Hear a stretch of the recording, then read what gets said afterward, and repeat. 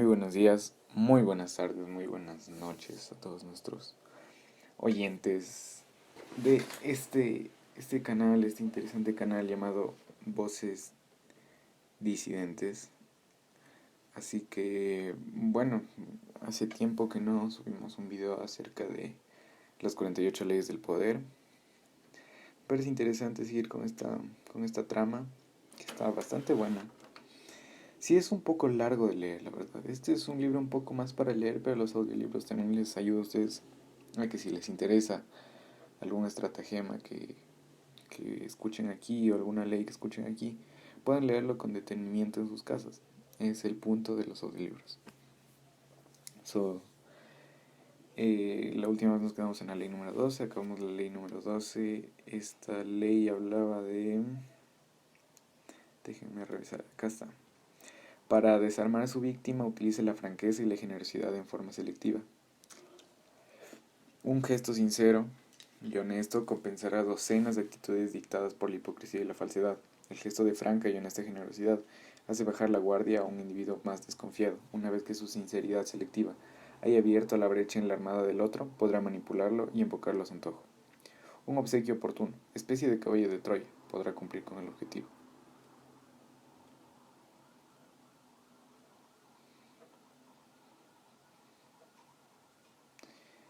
Entonces, muy interesante. Vamos a la ley número 13. Recordemos que son 48 leyes. Aún tenemos bastantitas que leer. Nos quedan 32 leyes más que leer. No, 35 leyes más que leer. Entonces, bueno. Sin más preámbulo, empezamos con el episodio del día de hoy. Ley número 13. Cuando pida ayuda, no apele a la compasión o a la gratitud de la gente, sino a su egoísmo.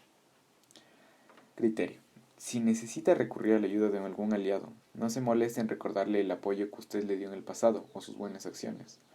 Lo pasado se ignora o se olvida. Si en cambio, al formar su pedido de colaboración, usted muestra elementos que beneficiarán a la otra persona y se hace gran hincapié a ellos, su contrincante responderá con entusiasmo a su solicitud, al detectar el beneficio que podrá obtener. Transgresión de la ley.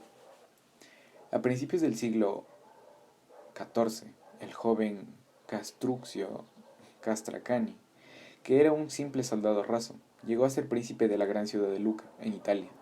Una de las familias más poderosas de la ciudad, los Poggio, había contribuido a su meteórico ascenso, obtenido mediante traiciones y hechos sangrientos. Pero una vez Castrani que estuvo en el poder, los Poggio sintieron que su protegido los había olvidado. La ambición del joven era más grande que la gratitud que pudiera sentir. En 1325, mientras Castruccio luchaba con Florencia, el principal rival de Lucca, los Poggio conspiraron contra familiares nobles de la ciudad para librarse del ambicioso príncipe. Tras provocar una insurrección, los conspiradores atacaron y asesinaron al gobernador, en quien Castruccio había delegado el gobierno de la ciudad durante su ausencia. De inmediato, estallaron tumultos y los seguidores de Castracio y de los Poggio se trabaron en encarnizada lucha. Cuando el enfrentamiento alcanzó su punto máximo, Stefano di Poggio, el miembro mayor de la familia, intervino y logró que ambos bandos depusieran las armas. Stefano, un hombre amante de la paz, no participó en la conspiración y advirtió a su familia que ello solo produciría un inútil baño de sangre. Luego insistió en interceder en nombre de la familia para persuadir de Castruccio a que escuchara las quejas de Poggio y satisfajera sus exigencias. Como era el miembro mayor y más sabio del clan, la familia accedió a confiar en su diplomacia y no en las armas. Cuando las noticias de la rebelión llegaron a los oídos de Castruccio, éste regresó a toda prisa a Lucca. Sin embargo, cuando arribó a la ciudad, ya los combatientes habían cesado, gracias a la intervención de Stefano, y se sorprendió al encontrar la ciudad serena y en paz. Stefano di Poggio aseguró que Castruccio le agradecieran al haber sofocado la rebelión. Fue a visitar al príncipe, le explicó de qué manera había logrado pacificar la ciudad y lo imploró piedad. Alegó que los rebeldes de su familia eran jóvenes y inespetuosos, y ansiosos de poder, pero carentes de experiencia. Recordó a Castruccio la generosidad con la que Poggio lo había tratado, y le pidió que lo perdonara, a lo que Poggio a escuchar sus reclamos. Esto era lo más justo, agregó, ya que su familia había cedido a deponer las armas y en el pasado siempre lo había apoyado. Castrucio, Castrucio escuchó pacientemente. No se le veía ni furioso ni resentido. Por el contrario, aseguró a Estéfano que se haría justicia y le pidió que llevara a toda su familia al palacio para discutir los reclamos y llegar a un acuerdo. Cuando se despidieron, Castruccio dijo que le agradecería a Dios la oportunidad que le había brindado para demostrar su clemencia y bondad. Aquella noche toda la familia de Poggio se presentó en el palacio. Castruccio le hizo arrestar y de inmediato y algunos días después todos ellos fueron ejecutados, incluido Estéfano. Interpretación. Estéfano di Poggio encarna a todo lo que cree que es la justicia y la nobleza de causa triunfarán. Es cierto que el apelar a la justicia y la gratitud ha tenido éxito en ocasiones, pero en general resulta fatal, sobre todo cuando se liden los castrucios de este mundo. Estéfano sabía que el príncipe había ascendido al poder gracias a la traición y a la inescrupulosidad. Después de todo, era un hombre que había asesinado a sangre fría a su mejor amigo. Cuando le recriminaron el haber matado a su viejo amigo, el príncipe replicó que no había ejecutado a ningún viejo amigo, sino a un nuevo enemigo. Un hombre como Castruccio no conoce sino la fuerza y sus propios intereses. Cuando comenzó la rebelión, sofocarle y ponerse a su merced del príncipe constituía la jugada más peligrosa del príncipe.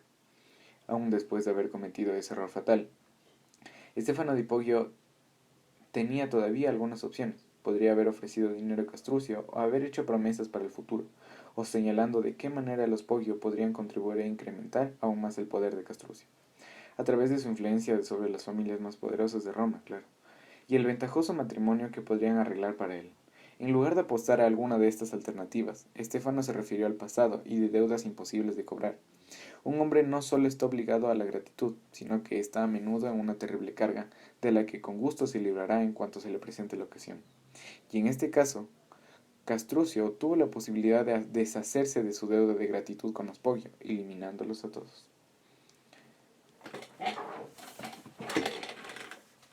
Muy, muy interesante cómo se maneja Castruccio. Nice. A ver, sigamos. Ahora ya vimos la transgresión de la ley, ahora veamos la observancia de la ley.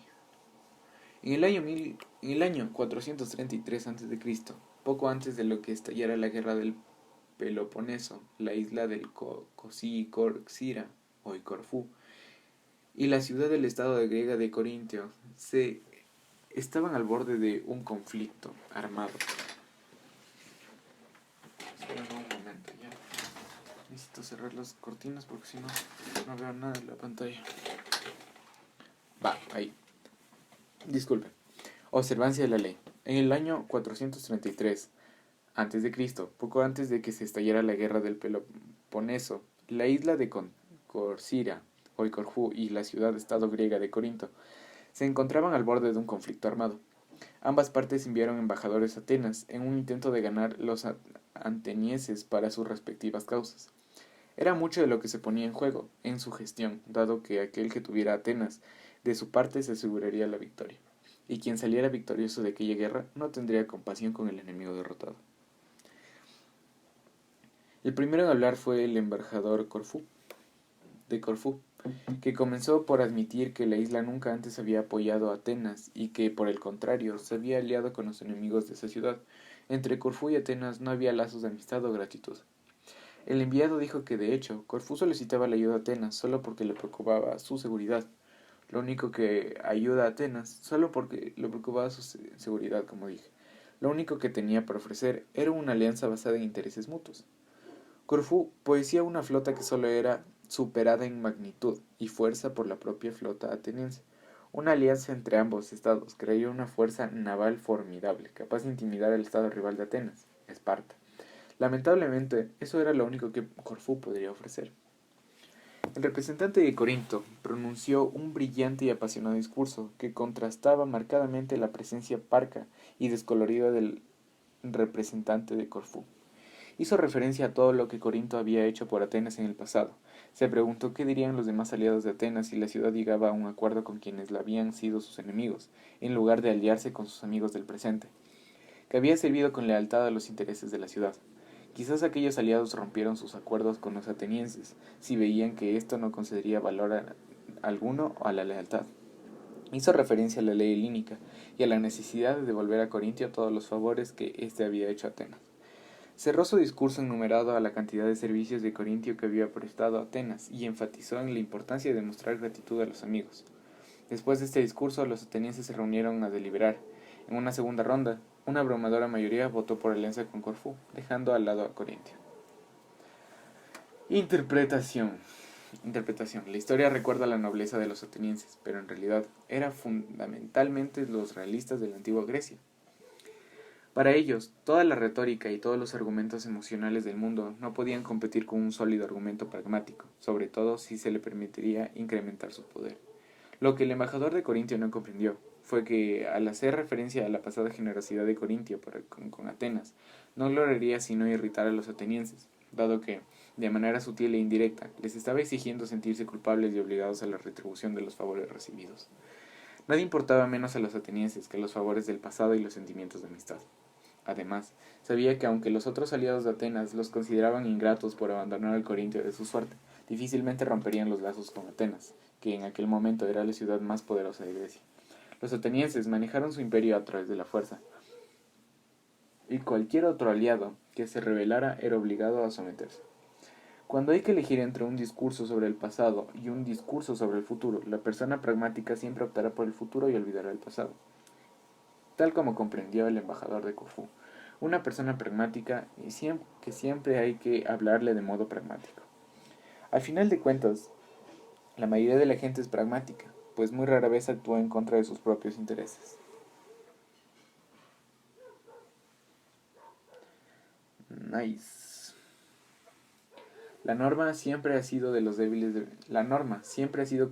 deben someterse a los fuertes, y además consideramos que somos dignos de nuestro poder. Hasta ahora también ustedes consideran que lo éramos, pero ahora, después de calcular sus propios intereses, empiezan a hablar en términos de bien y de mal. Consideraciones de esta índole nunca han llevado a la gente a rechazar las oportunidades de engrandecimiento ofrecidas por una fuerza superior. Representante ateniense ante Esparta. Esto citado en la guerra de Peloponeso, Túcides, aproximadamente en el 465.395 a.C. Claves para alcanzar el poder. Si usted busca el poder, constantemente se verá en situaciones que le exijan pedir ayuda a los individuos más poderosos. Pedir ayuda es un arte que depende de la habilidad que usted posea para comprender a la persona de lo que está tratando y confundir sus propias necesidades con la del otro. A la mayoría de las personas esto les resulta muy difícil, porque hallan por entero absorbidas por sus propios objetivos y deseos. Parten de la suposición de que la gente a la que le piden un favor tiene un interés altruista en ayudarlos. Hablan como si sus necesidades tuvieran importancia para los demás, mientras que lo más probable es que resulten indiferentes. A veces apelan a temas más generales como las grandes causas o emociones como el amor y la gratitud. Se afanan por presentar un panorama de lo más amplio posible, cuando las realidades simples y cotidianas tendrían mucha fuerza. Lo que en general no se comprende es que hasta la persona más poderosa está encerrada en el círculo de sus propias necesidades, de modo que, si no se le apela a sus egocéntricos intereses personales, la otra parte solo considerará que usted está desesperado o, en el mejor de los casos, que está haciendo perder el tiempo. En el siglo XVI, un misionero portugués intentaron durante años convertir al pueblo de Japón al catolicismo, en la misma época en que Portugal monopolizaba el comercio entre Japón y Europa. Si bien los misioneros alcanzaron un moderado éxito en su gestión, nunca llegaron hasta la élite que gobernaba el país. De hecho, a comienzos del siglo, su acción proselitista había provocado el completo rechazo del emperador japonés Ieyasu. Cuando los holandeses comenzaron a llegar a la masa de Japón, Ieyasu sintió profundo alivio. Necesitaba que los europeos, por sus conocimientos relativos al uso de las armas y fuego y la navegación, infortuna de los holandeses, no intentaban difundir su religión, solo querían hacer negocios. De inmediato, Ieyasu tomó medidas para expulsar a los portugueses. A partir de ese momento trataría solo con los holandeses, de mentalidad práctica. Japón y Holanda tenían culturas extremadamente diferentes, pero por ambos compartían una preocupación universal, el interés propio. Cada persona con la que usted trata en la vida es como si fuese otra cultura, un país desconocido. con un pasado que no tiene nada que ver con el de usted. Sin embargo, estas diferencias se pueden superar apelando al propio interés. No sea sutil ni indirecto. Usted tiene un conocimiento valioso que compartir o llenará de oro los cofres del otro, o lo prolongará la vida y lo hará más feliz. Este es el idioma del que todos hablamos y comprendemos. El paso siguiente de este proceso consiste en comprender la psicología de la otra persona. ¿Es vanidosa? ¿Le preocupa la reputación o su posición social? ¿Tiene enemigos que usted puede contribuir a derrotar? ¿Sus únicas motivaciones son el dinero y el poder? Nice. Cuando los mongoles invadieron China en el siglo, amenazaron con anular una cultura que había prosperado durante 2000 años. Su líder, Genghis Khan, solo veía en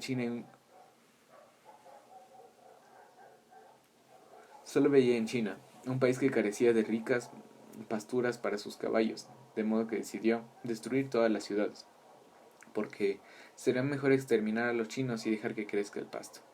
Quien salvó a China de la destrucción total no fue ni un soldado, ni un general, ni un rey, sino un hombre llamado Yelu Chuzai. Como él mismo era extranjero, Chuzai sabía que, aprendido a valorar la superioridad de la cultura china, logró convertirse en un confiable asesor de Genghis Khan, y lo persuadió de que podría obtener riquezas de aquel lugar, si en lugar de destruirlo simplemente cobraba los impuestos a todos los habitantes. Khan comprendió la practicidad de la propuesta y siguió el consejo de Chuzai. Cuando Khan tomó la ciudad de Canfein, al cabo de un largo sitio, y decidió masacrar a todos sus habitantes, como lo había hecho en otras ciudades que había de resistir. Chuzai le dijo que los mejores artesanos e ingenieros de China se habían refugiado en Canfein y que le valdría más aprovechar sus habilidades. Khan perdonó a la ciudad y a sus habitantes. Nunca antes había demostrado Genghis Khan tanta piedad, pero no fue piedad lo que salvó a Kaifeng. Chuzai conocía muy bien al Khan. Era un campesino bárbaro a quien no le importaba la cultura, ni ninguna otra cosa que no fuese la guerra y los resultados prácticos. Chuzai decidió apelar a la única emoción que podía conmover al hombre, que era la codicia. El interés propio es la palanca mágica que mueve a la gente. Una vez que usted haya logrado hacerles ver de qué manera podrá satisfacer necesidades o beneficiar la causa del otro, la resistencia de quien se oponga a su pedido le ayuda a desaparecer como por arte de magia. A cada paso de que dé en su camino hacia la adquisición del poder, usted debe de aprender a mantenerse en la mente del otro, ver sus necesidades y sus intereses y deshacerse de la pantalla de sentimientos propios que le impiden ver la verdad. Una vez que domine este arte, sus posibilidades no tendrán límites. Imagen. Un cordón que ata, el cordón de la piedad y el de la gratitud por endeble y se romperá al primer golpe. No se aferre a él para salvar su vida. El cordón del mutuo interés está tejido por muchas fibras y no se corta tan fácilmente. Le resultará útil durante muchos años. Autoridad. El camino mejor y más corto para hacer fortuna es comprender a los demás, con toda claridad, que si se promueven los intereses de usted, se beneficiarán ellos. Invalidación. Quizá algunas personas consideren desagradable y poco noble que alguien apele a sus intereses propios, y prefieren que se les brinde la posibilidad de ejercer la claridad, la piedad y la justicia. ¿Qué es lo que hace sentir superiores a usted? Al pedirles ayuda usted subraya la posición y el poder de este tipo de individuo. Son lo bastante fuertes como para no necesitar nada de usted, salvo la oportunidad de sentirse superiores. Este es el vino que los embarría. Se mueren por financiar su proyecto y relacionarlo con los poderosos, siempre y cuando, por supuesto, todo se realice en público y por una buena causa. En general, cuanto más público haya, mejor. Por lo tanto, no pueden ser abordados con argumentos que apelen a cínico egoísmo. Hay quienes retroceden a este tipo de argumentos, porque no quieren parecer motivados por cosas de esa índole. Necesitan oportunidades para demostrar en forma pública su buen corazón. No sea tímido. Concédeles la oportunidad. Al pedirles ayuda, no los estafa ni se aprovecha de ellos. En realidad, dar y que se vean dando la causa de gran placer. Usted deberá aprender a detectar las diferencias entre los poderosos de una y otra clase y determinar qué es lo que les motiva. Cuando emanan codicia, no apele a la caridad. Cuando quieren parecer nobles y creativos, no apele a la codicia.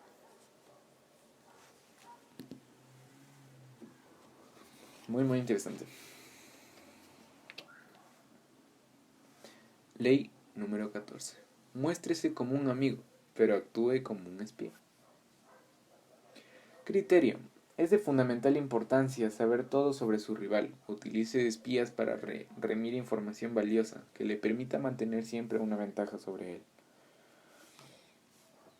Y mejor aún, haga usted mismo de espía. Aprenda a sondear con cuidado a la gente en corteses encuentros sociales. Formule preguntas indirectas para lograr que el otro revele sus intenciones y sus debilidades. Toda ocasión es buena para ejercer el arte del espionaje. Observancia de la ley. Es decir, ¿qué es lo que? Un ejemplo que a seguir. Observancia de la ley. Joseph Duben, Joseph Duben fue sin duda Joseph Duben fue sin duda alguna el más grande de los marchands de su época. Entre 1904 y 1940 monopolizó casi por completo el millonario mercado estadounidense de los coleccionistas de arte, pero había un cliente al que no conseguía atraer, el industrial Andrew Mellon. Duben se juró antes de morir que lo ganaría como cliente. Los amigos de Duben consideraban que aquel era un sueño imposible, pues Mellon era un hombre cerrado y taciturno. Las historias que él había oído acerca del gregario y elocuente Duben no le agradaban en absoluto, así que había dejado bien en claro que no tenía ni menor deseo de conocerlo. Sin embargo, Duben dijo a sus incrédulos amigos: Mellon no solo va a comprarme una obra de arte, sino que me pasará a ser su proveedor exclusivo. Durante varios años persiguió a su empresa, estudiando los hábitos y costumbres, gustos y fobias de Mellon. Para ello, empleó en secreto a varios empleados del industrial, con lo cual obtuvo valiosa información. Cuando pasó a la acción, conocía que Mellon casi tan bien como la esposa de este. En 1921 el industrial bajó a Londres, donde se alojó en la Palacia Suite del tercer piso del Hotel Claridge. Duben ocupó una suite situada inmediatamente debajo del Mellon, en el segundo piso. Había pedido a su valet que trabajara amistad con el valet del Melón. Así, el día elegido por el Marehand para hacer su jugada, el valet de Melón informó al valet de Duben, quien a su vez informó a Duben que el industrial marchaba por el corredor hacia el vestíbulo para llamar al ascensor. Segundos más tarde, Duben subió al ascensor y, oh sorpresa, ahí estaba Mellon. Buenas tardes, señor Mellon, dijo el march, y se presentó. Voy a la National Gallery para ver unos cuadros. ¡Qué casualidad! Aquel era justamente el lugar donde que iba Mellon, así que Duben tuvo la oportunidad de acompañar a su presa hacia el sitio preciso que aseguraría el éxito de su gestión. Duren conocía de memoria el gusto industrial y mientras ambos deambulaban por el museo, fascinó al magnate con sus conocimientos. Daba la casualidad de que ambos tenían gustos muy similares. Mellon quedó gratamente sorprendido. Aquel no era el Duben que había imaginado, sino un individuo encantador y discreto que obviamente tenía un gusto exquisito. De regreso en New York, Mellon visitó la exclusiva galería de arte Duben y se enamoró de la colección que éste exhibía. Lo más asombroso era que todas las obras eran del sitio que él deseaba poseer. Durante el resto de su vida, Mellon fue el mejor y más generoso cliente de Duben. Interpretación. Un hombre tan ambicioso y competitivo como Joseph Duben no se dejaba nunca nada librado al azar. ¿Qué sentido tiene esperar que un golpe de fortuna permita seducir a tal o cual cliente? Es como tirar al blanco con los ojos vendados. Si uno se arma con algunos conocimientos, la puntería mejorará mucho. Si bien Mellon fue de su logro más espectacular, Duben también aplicó su táctica de espionaje a muchos otros millonarios. Contratando en secreto a los empleados domésticos de sus clientes y pagándoles un sueldo fijo, obtenía acceso constante a la información valiosa sobre las ideas y venidas de los personajes en cuestión, así como sus gestos y otros detalles que le permitían ponerse siempre en situación ventajosa. Un rival de Duben, que quería ganar como cliente a Henry Frick, observó que cada vez que visitaba a este acaudalado neoyorquino, Duben se le había adelantado, como si siguiera un sexto sentido. Los demás marchan tenía la sensación de que Duben estaba en todas las partes y lo sabía todo de mucho ante ellos. Su poder los desalentaba mucho y muchos directamente dejaban de visitar a aquellos adinerados clientes que podían hacer la fortuna de cualquier marchand. En esto reside el poder del espionaje astuto y sutil. Hace que uno parezca todopoderoso y clarividente. Conocer a la presa es lo que tomará encantador y seductor y le permitirá prever deseos del otro. Nadie ve la fuente donde usted extrae el poder, y lo que no se ve no se puede combatir. Los gobernantes ven por medio de sus espías como una vaca ve a través de su olfato. Los brahames a través de las escrituras y el resto de los hombres a través de los ojos.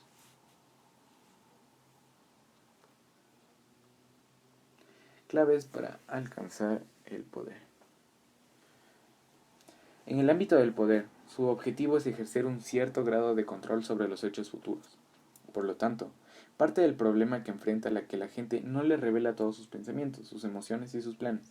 Al controlar lo que dicen, la mayoría de las personas mantienen ocultos los aspectos más cruciales de su carácter, sus debilidades, sus motivos ulteriores, sus obsesiones. Como resultado, uno no puede predecir sus movimientos y se halla en constante penumbra. El secreto reside en encontrar alguna forma de sondearlos, de descubrir sus secretos y sus intenciones ocultas sin que ellos sepan qué es lo que usted trama. No es tan difícil como se podría pensar. Una fachada amigable le permitirá obtener información tanto de amigos como de enemigos. Deje que los demás consulten los horóscopos o lean las cartas del tarot. Usted utiliza medios más concretos para adivinar el futuro. La forma más común de espiar a otros es por medio de los terceros, como hacía Dubin. El método es simple, efectivo pero arriesgado. Sin duda alguna, podrá obtener información, pero tendrá poco control de los informantes. Quizá por descuido dejen de traducir usted como está espiando o tal vez se vuelvan en contra de usted.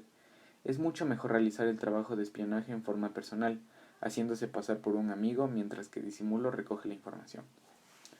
El político francés Talleyrand fue uno de los grandes practicantes de este arte. Poseía una increíble habilidad para sonsacar secretos mediante conversaciones cortantes. Uno de sus contemporáneos, el barón Vitrolles, escribió al respecto: un ingenio agudo y mucha gracia caracterizaban su conversación.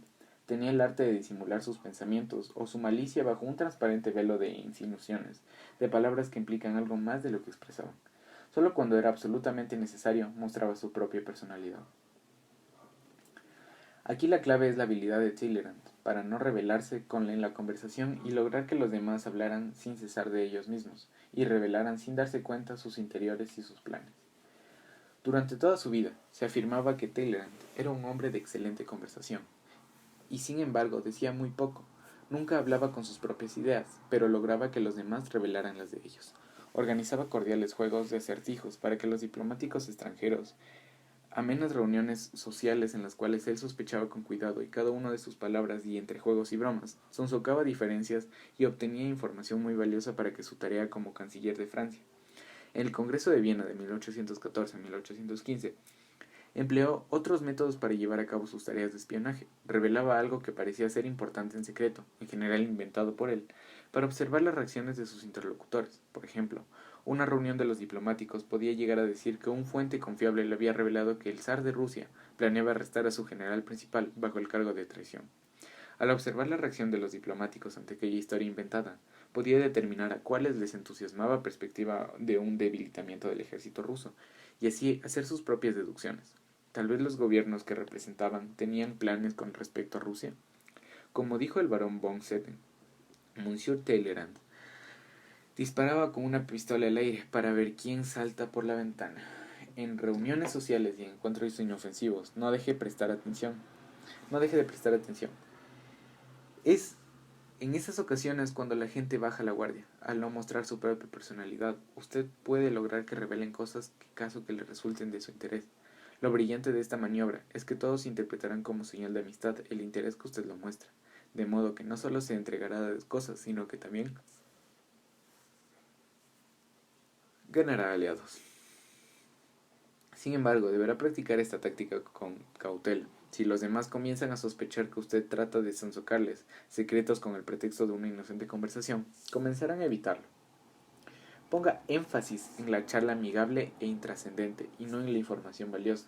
Su búsqueda de preciosas gemas de información no debe ser demasiado obvia, ya que de lo contrario sus sutiles preguntas revelarán más acerca de lo que usted y sus intenciones que acerca de la información que espera obtener.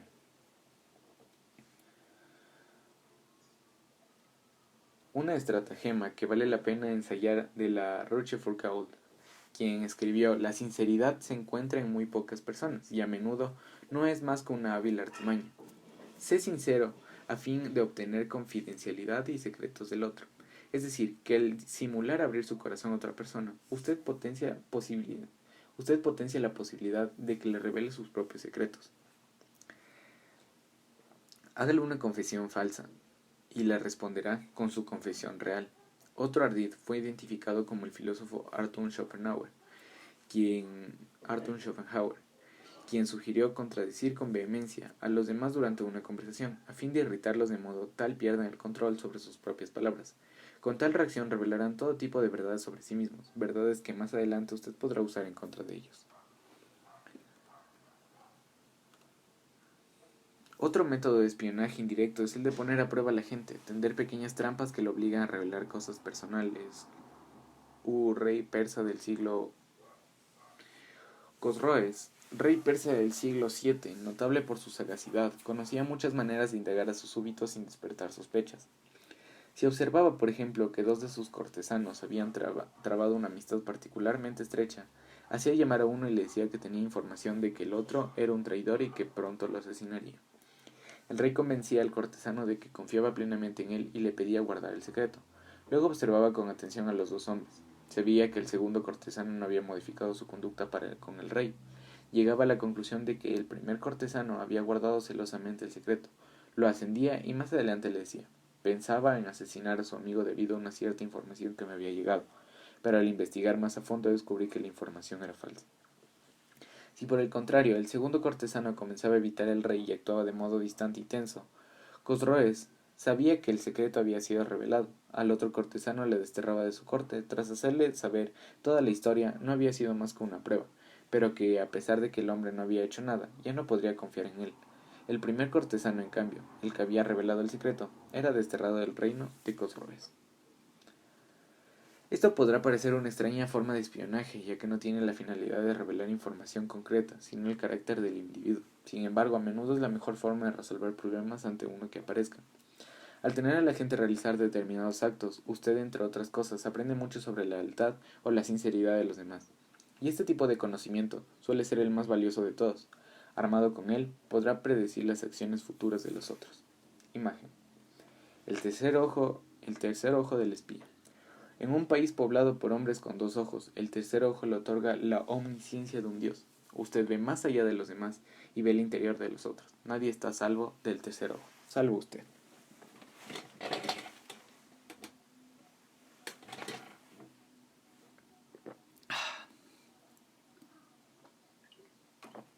Si es necesario tomar agüita, vean. La plena que sí se va un poquito la voz.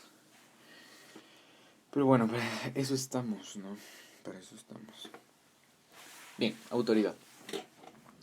La razón de que un soberano brillante y un sabio general conquisten al enemigo a donde quiera que vayan y de que sus logros sobrepasen a los demás del hombre común es su conocimiento previo de la situación del enemigo. Ese conocimiento previo no puede obtenerse de los espíritus ni de los dioses, ni por analogía con hechos del pasado ni mediante los cálculos astrológicos.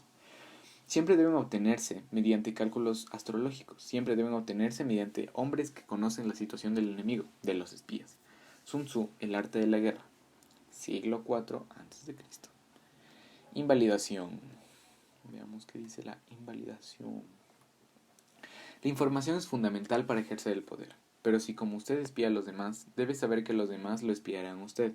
Una de las armas más poderosas en la lucha de la información es, por lo tanto, la de suministrar la información falsa. Como dijo Winston Churchill, la verdad es algo tan precioso como siempre debería estar custodiada por un séquito de mentiras. Es necesario que usted se rodee de una custodia de este tipo, a fin de que nadie pueda penetrar su verdad. Al distribuir información de su propia elección, usted controla el juego. En 1944, los bombardeos nazis a Londres se intensificaron en forma repentina. Cayeron sobre la ciudad de más de 1000 bombas V1, que mataron a más de 5000 personas e hirieron muchas más. Sin embargo, de alguna manera los alemanes nunca lograron dar en sus objetivos. Las bombas dirigidas al Tower Bridge o Piccadilly caían fuera de la ciudad, en los suburbios menos poblados. La razón de tal falta de puntería era que al dirigir los misiles a sus objetivos, los alemanes confiaban en la información de los agentes secretos que habían introducido en Inglaterra. Lo que no sabían es que aquellos agentes habían sido descubiertos y reemplazados por agentes británicos que les pasaban información sutilmente falsa. Las bombas caían cada vez más lejos de sus objetivos. Al final de la campaña, caían sobre pastizales en el campo. Cuando usted suministrar información equivocada, obtiene una gran ventaja. Si el espionaje le otorga un tercer ojo, La desinformación anula todo lo de los dos ojos de su enemigo, que convertido en cíclope nunca dará en el blanco. Nice. ¿Cuánto tiempo vamos? Vamos 35 minutos. Yo creo que sí alcanzamos a leer una ley más. ¿Qué opinan ustedes? Yo creo que sí. Ley número 15. Aplaste por completo a su enemigo. Ya nos pusimos heavy de pasar de que seamos amigos de nuestros enemigos a que aplastemos por completo. Damn. Veamos qué dice. A ver. Criterio. Empezando por Moisés, todos los grandes líderes de la historia sabían que era necesario aplastar por completo al enemigo al que temían. En algunas oportunidades aprendieron esta lección a fuerza de golpes. Si se deja encendida una sola brasa, por muy débil que sea, siempre se corre el riesgo de que vuelva a desencadenarse un incendio. Se ha perdido más por una aniquilación a medias que por una exterminación total. El enemigo se recuperará y buscará venganza, destrúyalo por completo, no solo física, sino también espiritualmente. Veamos qué nos dicen acá. Solo denme un segundito. Pero muy interesante, ¿no? Uno pensaría que realmente debe mantener la fiesta en paz, pero no, te dice y te hace asumir que debes de estar ahí.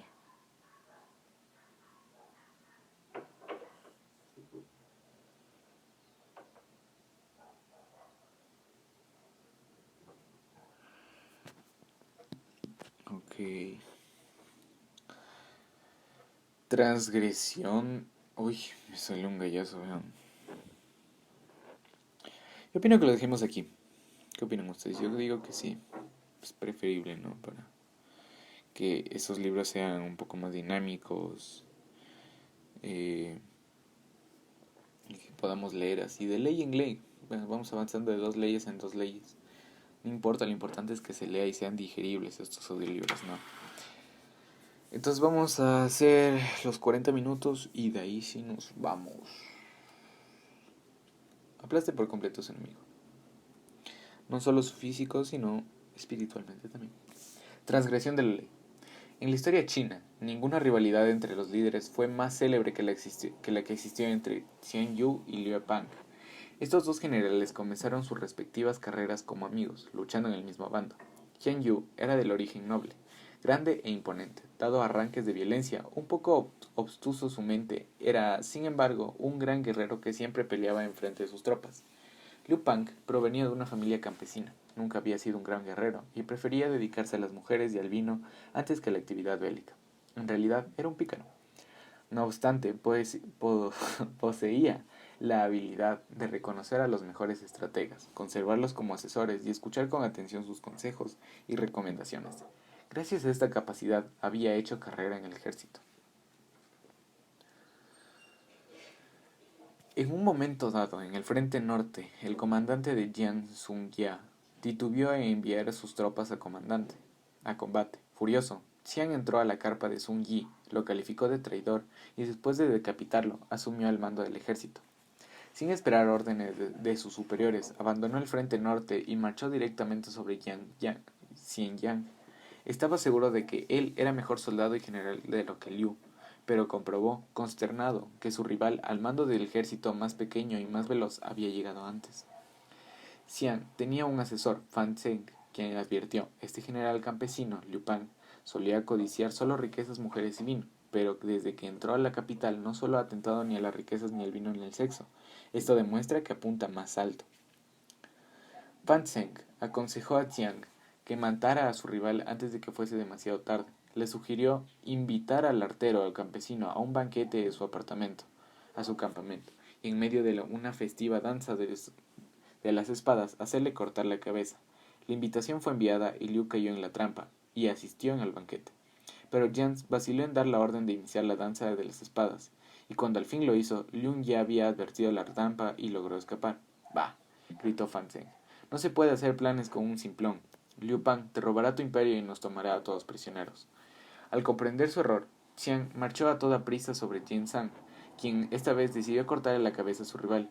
Liu no solía luchar cuando las circunstancias no lo favorecían, de modo que abandonó la ciudad.